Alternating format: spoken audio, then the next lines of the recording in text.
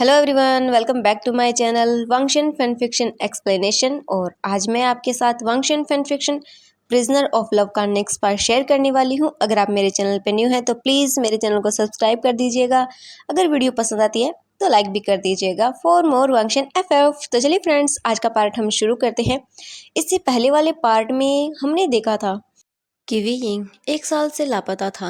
Wing के बारे में कुछ नहीं पता चला था कि वो कहाँ है, किस हाल में है, किसी को भी कुछ भी नहीं पता था।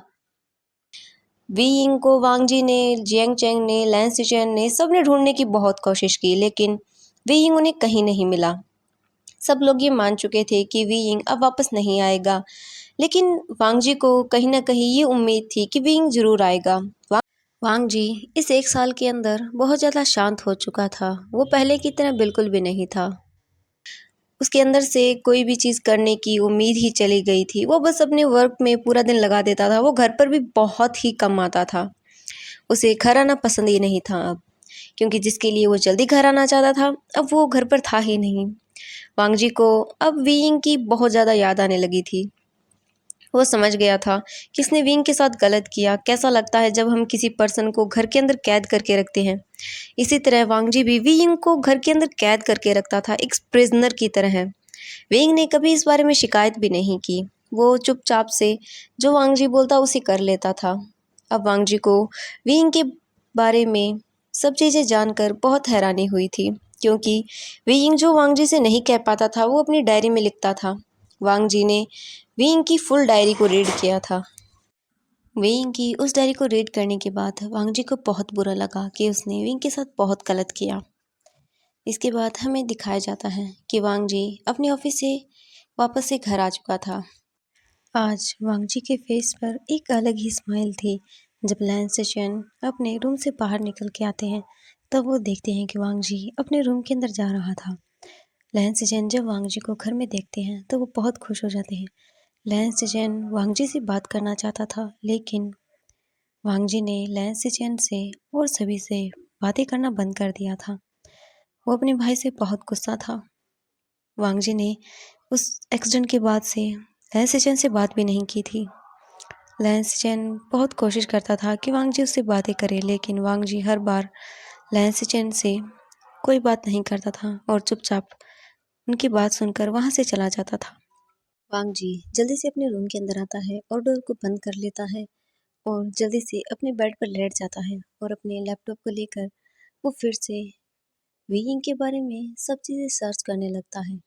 वीइंग ने बहुत सारे मंगास को लिखा था। वांग जी उन सभी चीज़ों को रीड करता है।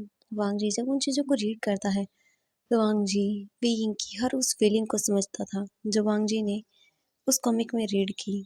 वांग जी समझ रहा था कि वीइंग ये सब बातें क्यों लिख रहा है, क्यों वो ये सब चीज़ें बोल रहा है। बीइंग के अंदर जो भी सब चीज़ें थी वो इस कॉमिक के ज़रिए बाहर आ रही थी। वांग जी बहुत खुश हो रहा था कि वो अब विंग से फिर से मिलेगा। तभी उसके फ़ोन पर एक कॉल आती है। वांग जी जल्दी से फ़ोन को पिक करता है। कॉल वांग जी की सेक्रेटरी का था। वांग जी की सेक्रेटरी वांग जी से बोलती है कि सर, हमने आपके उस इवेंट में जाने के लिए सारी प्रिपरेशन को कर दिया है। आप इस इवेंट के अंदर एज ए गेस्ट के रूप में जाने वाले हैं। वांग जी बोलता है कि ठीक है। इसके बाद वांग जी कॉल को कट कर देता है।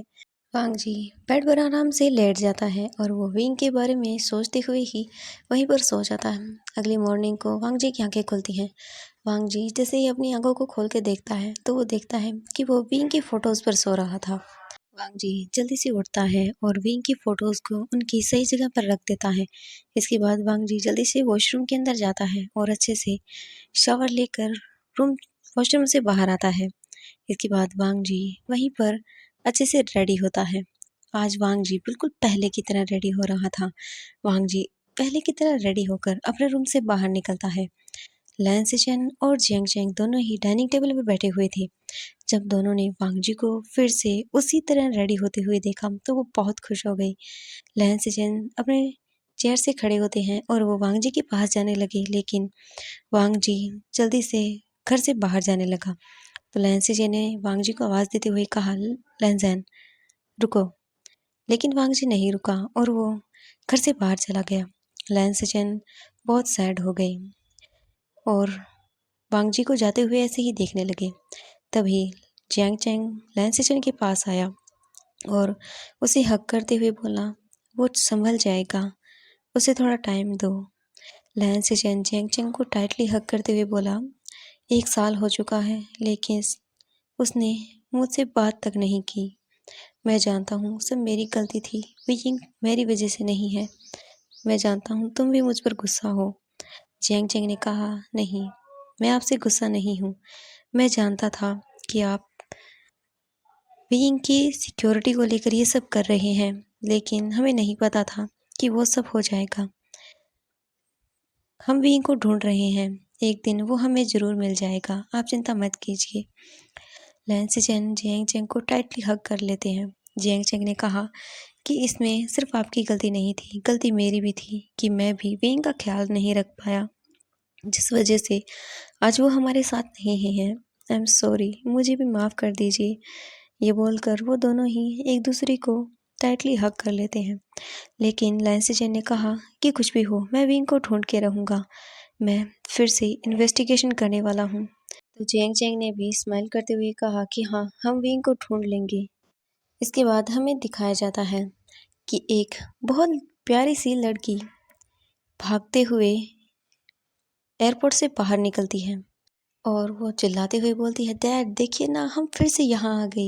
ये बहुत ब्यूटीफुल प्लेस है। पापा, क्या हम यहाँ नहीं रह सकते? प्लीज़ बोलिए ना, हम यहाँ रह सकते हैं या नहीं? तभी एक पर्सन ने कहा कि सॉरी डियर, मैं कुछ नहीं कर सकता, पहले तुम्हें उससे परमिशन लेनी होगी। तो वो स्माइल करते हुए बोली कि फादर, अगर उनसे परमिशन चाहिए तो कोई बात नहीं, उनसे तो मैं परमिशन ले लूँगी, बस आप परमिशन दे दीजिए। उन्हें मनाना बहुत आसान है, मनाना तो आपको बहुत मुश्किल है, खड़ूस कहीं की। तो उसने कहा, क्या तुम्हें शर्म नहीं आती? तुम अपने फादर को खड़ूस बोल रही हो? तो उसने कहा, नहीं फादर, आप खड़ूस हैं तो हैं, लेकिन वो बहुत क्यूट है, वो बहुत अच्छा है। मैं जानती हूँ गगा बहुत प्रिटी है और आपसे ज़्यादा अच्छी है। ये बोलकर वो लड़की पीछे की ओर देखने लगती है। तभी एक पर्सन आते हुए दिखाई देता है जिसने एक ब्लू जीन्स और वाइट शर्ट पहनी हुई थी। उसकी आईज पर चश्मा लगा हुआ था। वो बहुत प्रिटी लग रहा था। एयरपोर्ट पर जितने भी अल्फाज थे वो उसी की ओर देख रहे थे। उसकी स्मेल बहुत प्लीजिंग थी, इतनी स्मूथ थी कि सभी को काम फील हो रहा था। एयरपोर्ट पर जितने भी अल्फाज थे उस ओमेगा की ओर अट्रैक्ट हो रहे थे। तभी वो गर्ल भागकर उसके पास जाती है और बोलती है, वीगा, आप बहुत प्रिटी लग रही हैं, हमेशा की तरह आपने फिर से सभी को अपनी ओर अट्रैक्ट कर लिया। क्या आप इतने सारे अल्फाज को अट्रैक्ट करने का रिकॉर्ड बनाना चाहते हैं वीगा? तो वो पर्सन उस गर्ल के ईयर को पिंच करते हुए बोला, तुम बहुत नोटी हो गई हो, तुम इतनी ज़्यादा शरारती बातें सीखती कहाँ से हो? हाँ, जितनी तुम हो ना उतनी बातें किया करो। तो वो लड़की बोली, क्या वीग, आप भी फादर के जैसे बकवास बातें मत कीजिए, आप बहुत प्रिटी हैं, आप ये जानते हैं ना, और आप इस तरह इतने इनोसेंट बनते हैं कि मैं क्या ही बताऊँ वीगा। आप सभी अल्फाज को अपनी ओर इतनी जल्दी अट्रैक्ट कर लेते हैं, शायद तभी आपकी जो मंगाज है ना वो बहुत इंटरेस्टिंग होती हैं। तभी शौक होते हुए उसने कहा, क्या तुमने मंगास को रीड किया? तुम्हारी हिम्मत कैसी हुई? तो उसने कहा, आ सॉरी सॉरी सॉरी सॉरी वीका, मैंने बस थोड़ा सा ही तो रीड किया था और मैंने वैसे पूरा रीड नहीं किया क्योंकि मुझे इसकी इजाज़त नहीं मिली और डैड ने वो देख लिया था, इसलिए मैं रीड नहीं कर पाई। लेकिन मैं बहुत जल्द ही आपका फंक्शन वाला मंगा मैं ज़रूर रीड करने वाली हूँ। मैंने सुना है कि वो बहुत औसम है। प्लीज़ वीका, मुझे परमिशन दे दीजिए ना, मुझे रीड करना है। तो उसने कहा, नहीं, तुम्हें इसकी परमिशन नहीं मिलेगी, अब चलो तुम यहाँ से। इसके बाद वो तीनों एक कार में बैठ जाते हैं और वहाँ से चले जाते हैं। एक मेंशन के सामने वो कार आकर रुक जाती है। जल्दी से वो तीनों उस कार से बाहर आते हैं। वो गर्ल जैसे ही उस घर को देखती है तो वो बोलती है, वाओ डैड, ये कितना ब्यूटीफुल है, मैं बहुत खुश हूँ डैड, क्या हम यहाँ रह सकते हैं हमेशा के लिए? प्लीज़ प्लीज़ प्लीज़, ये कितना ब्यूटीफुल है डैड। उसने कहा कि हाँ, ये बहुत ब्यूटीफुल है, लेकिन हम यहाँ नहीं रह सकते, जैसे ही हमारा वर्क कंप्लीट होगा हम यहाँ से वापस जाना होगा, हम यहाँ नहीं रह सकते हैं। तो उसने कहा, नहीं, आप कुछ नहीं कर सकते, अगर वीगा ने कहा कि हम यहीं रहेंगे तो हम यहीं रहेंगे, आपने कहा था। वीग ने कहा, मैंने कहा ना तुम दोनों लड़ना बंद करो, ठीक है? अब यहाँ पर शुरू मत हो जाना प्लीज़। चलो अब तुम दोनों यहाँ से। तो वो दोनों चुप हो जाते हैं और विंग के पीछे-पीछे घर के अंदर चले जाते हैं। वो सब पूरा घर को अच्छे से देखते हैं। इसके बाद ये ने कहा कि विगा चलो ना हम घूम कर आते हैं। वैसे भी कल के बाद तो आप अपने वर्क में बिज़ी हो जाओगे। पलो प्लीज़, प्लीज़, प्लीज़ विगा चले ना हम घूमने चलते हैं। तो विंग ने कहा लेकिन तुम्हारे डैड? तो ये ने कहा अगर आपको चलेंगे ना तो डैड कुछ नहीं बोलेंगे। प्लीज़, प्लीज़ विगा प्लीज़। तो फिर विंग भी कुछ नहीं कर पाता। विंग ने कहा ठीक है चलो तुम्हारे डैड को मनाते हैं। इसके बाद विंग और ये दोनों ही उसकी डैड के पास आ जाते हैं। विंग ने कहा तुम कुछ काम कर रहे हो? तो उसने कहा नहीं क्या हुआ और तुम दोनों ऐसे क्यों खड़े हो? तो ये ने कहा वी अंकल घूमना चाहते हैं तो क्या आप हमारे साथ चलेंगे? तो उसने कहा नहीं मैं नहीं जाऊँगा, तुम दोनों ही चले जाओ। तो ये ने कहा ठीक है डैड आप मत जाइए, वीका और हम बहुत एंजॉय करने वाले हैं और आप तो जानते हैं ना कि वीका को देखकर कितने सारे अल्फा। तभी उसने कहा नहीं ठीक है मैं तुम्हारे साथ चलता हूँ। इसके बाद वो पर्सन जल्दी से वहाँ से खड़ा हो जाता है और रूम से बाहर निकल जाता है। तभी ये ने कहा देखा वीका मैं डैड को कितनी अच्छे से हैंडल कर पाती हूँ, मुझे पता है आपका नाम लेते ही मैं उनसे कुछ भी करवा सकती हूँ। तो विंग ने उसके ईयर को पिंच करते हुए कहा तुम बहुत नॉटी हो और तुम हर बात ऐसी नॉनसेंस बातें मत किया करो। इसके बाद विंग और ये दोनों ही घर से बाहर आते हैं और वो कार में जाकर बैठ जाते हैं।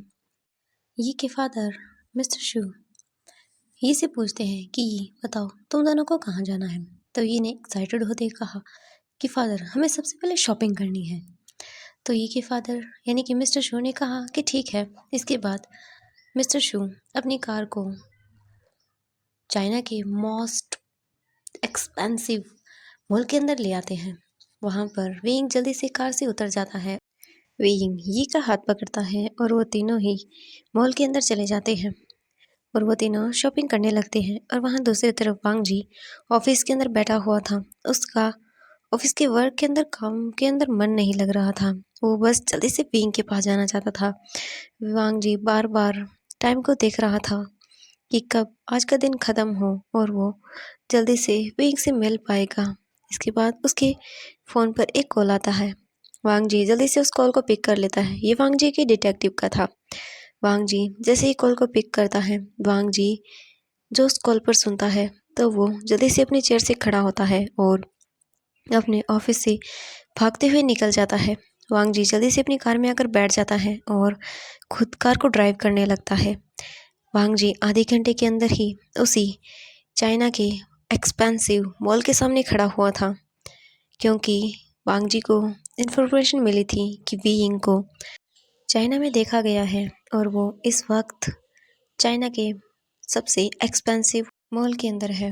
वांग जी जल्दी से उस मॉल के अंदर एंट्री करता है। वहाँ पर बहुत ज़्यादा लोग आए हुए थे। वांग जी मॉल के अंदर इधर से उधर घूमने लगता है।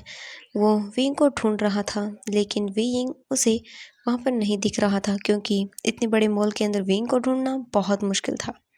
लेकिन वांग जी फिर भी विंग को ढूंढना चाहता था।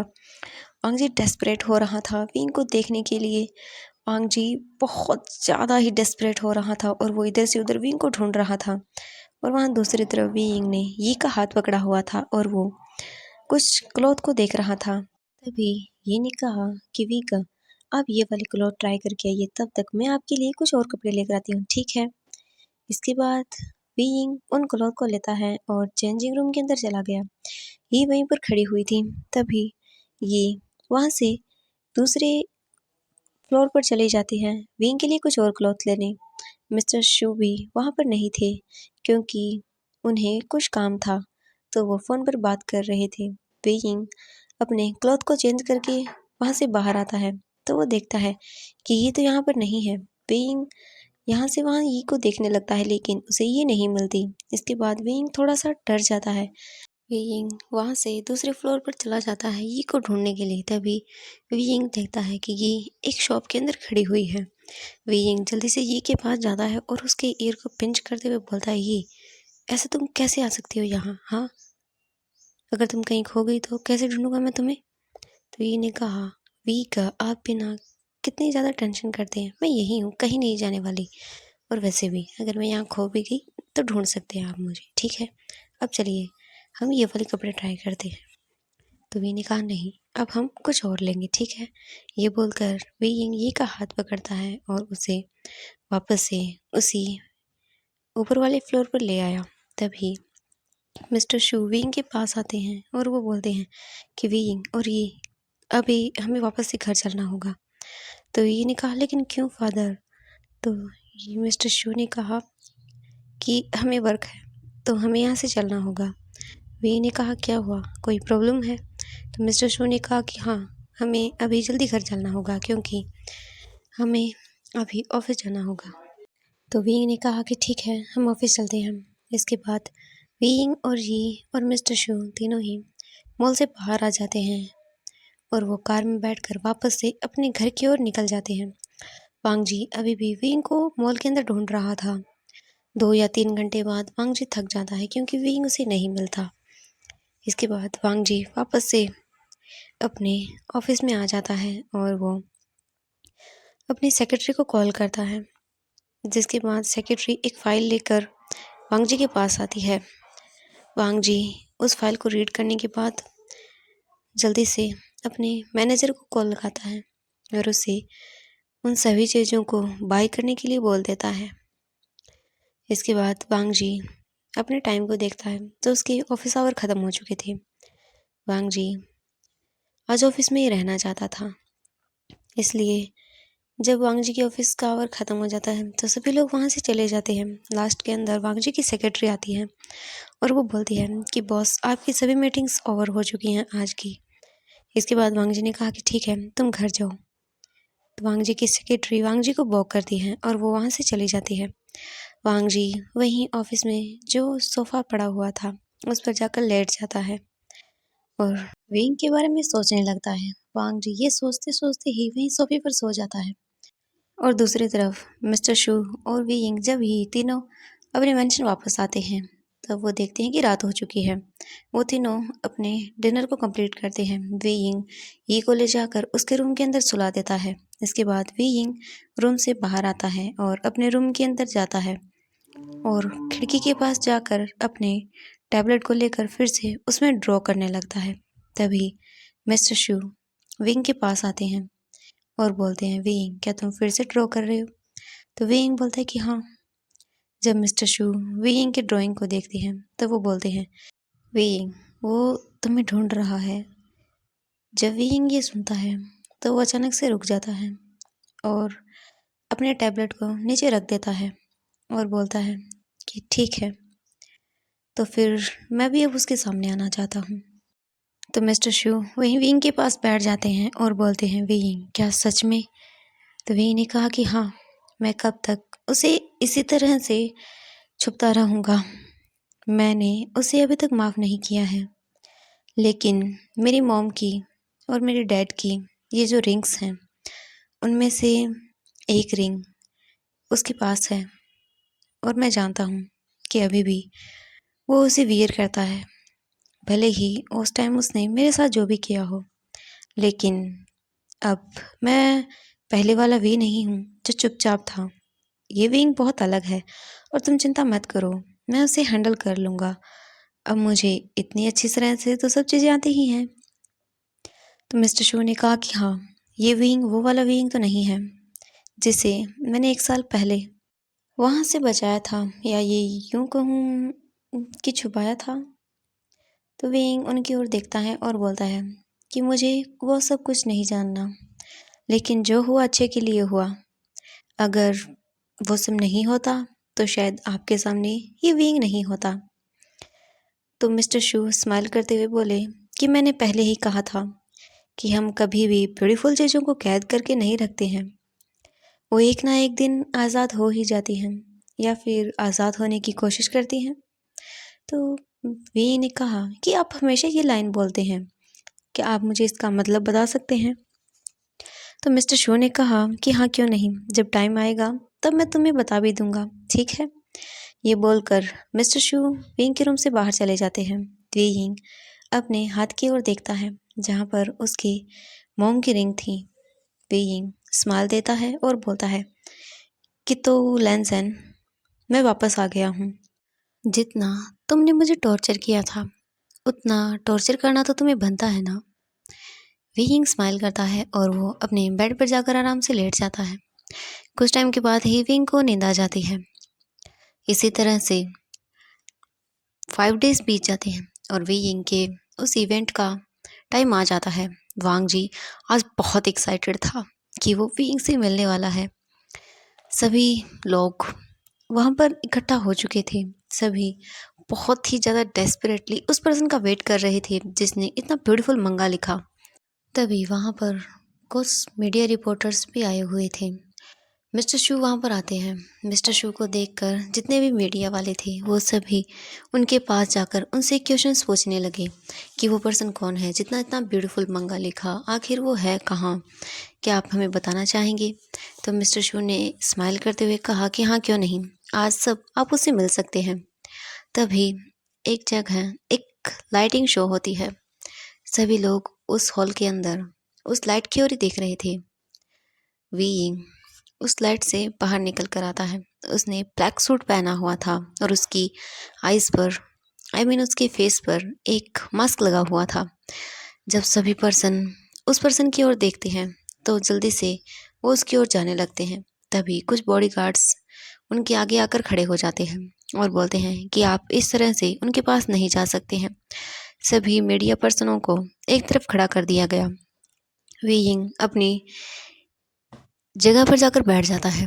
तभी मीडिया वाले विंग से क्वेश्चन करने लगते हैं कि आपने इतना ब्यूटीफुल मंगा कैसे लिखा, आपकी इंस्पिरेशन कौन है, क्या आप अपने फेस को शो करना चाहेंगे? तो विंग ने कहा कि नहीं, मैं अपने फेस को शो नहीं करना चाहता क्योंकि मुझे ये पसंद नहीं है। आप लोग मुझसे जो पूछना चाहें उसके अलावा वो पूछ सकते हैं। सभी लोग बहुत सारे क्वेश्चंस विंग से पूछ रहे थे।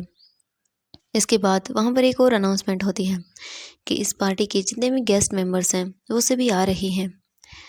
इसके बाद सभी एक एक करके गेस्ट वहाँ आने लगते हैं और वो सभी वेइंग को ग्रीट कर रहे थे, वेइंग से हैंडशेक कर रहे थे। जितने भी गेस्ट मेंबर्स आ रहे थे वो सभी अल्फाज थे और एक ओनली वेइंग ही ऐसा था जो वहाँ ओमेगा था। तभी सभी की नज़रें वांग जी की ओर जाती हैं। वांग जी ने भी ब्लैक सूट पहना हुआ था और वो इतना ज़्यादा हैंडसम लग रहा था कि जितनी भी गर्ल्स ओमेगास या फीमेल ओमेगास या मेल ओमेगास वहाँ आई हुई थी सभी वांग जी की ओर अट्रैक्ट हो रही थी। इसके बाद वांग जी विंग के सामने आकर खड़ा हो जाता है। विंग की आंखें जैसे ही वांग जी के फेस पर जाती हैं तो वहीं थम जाती हैं। विंग को कुछ समझ नहीं आ रहा था कि अब वो क्या बोले। विंग के अंदर मानो उसका पहले वाला डर वापस लौट रहा था। तो चलिए फ्रेंड्स, आज के लिए बस इतना ही। नेक्स्ट पार्ट के लिए वेट कीजिएगा। Thank you so much friends मेरी वीडियो देखने के लिए। अब इस एफएफ के ओनली 2 या 3 पार्ट्स हैं। इसके बाद ये एफएफ कंप्लीट हो जाएगा। इसके बाद मैं उधर एफएफ को कंप्लीट करूँगी। अगर आपको वीडियो पसंद आती है तो प्लीज़ लाइक कर दीजिएगा और मेरे चैनल को भी सब्सक्राइब कर लीजिएगा। Bye bye friends, thank you so much.